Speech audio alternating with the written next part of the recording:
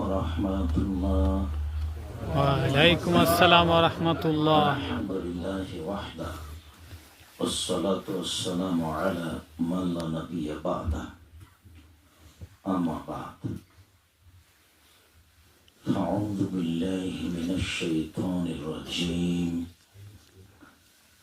ইদফা বিল্লাতী হিয়া আহসান। عن أبي هريرة رضي الله تعالى عنه قال قال رسول الله صلى الله عليه وسلم الرحم شحنة من الرحمن. فقال الله تعالى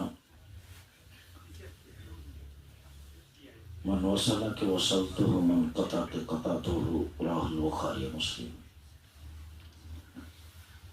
সম্মানিত অত্র মসজিদের দ্বীনী মুসলিম ভাই বোন, প্রশংসা আল্লাহর জন্য। শান্তি অবতীর্ণ হোক আল্লাহ রাসূলের উপর সাল্লাল্লাহু আলাইহি ওয়াসাল্লাম।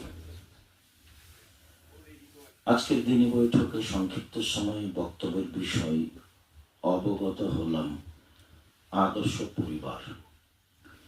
তো যেহেতু আমরা আদর্শ পরিবার বিষয়টি নিয়ে মাঝে মধ্যেই কথা বলছি, আজকে আংশিকভাবে বলবো মনে করছি।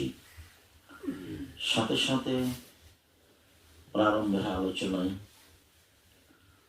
সদাচরণ নিয়ে সংক্ষিপ্ত কথা বলি।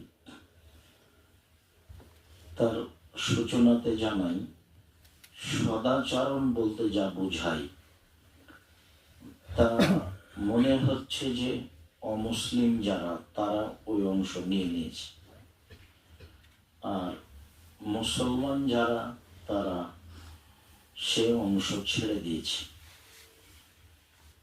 এখন মুসলমান কেন ছেড়ে দিল, তারা কেন সদাচরণ বুঝলো না বা বোঝা প্রয়োজন মনে করে না, তাতে সদাচরণ বিষয়ে কথা বলার পূর্বে আমার অনুমানে একটা কথা, আর আব্দুল্লাহ বক্তব্যে যা বলে তার সারমর্ম হিসেবে একটা কথা।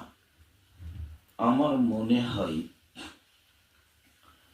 যে জান্নাতে যাওয়ার একটা বড় মাধ্যম সদাচরণ, মানে বিচারের মাঠে মানুষের পাপ নেকি ওজন হবে। তো সদাচরণ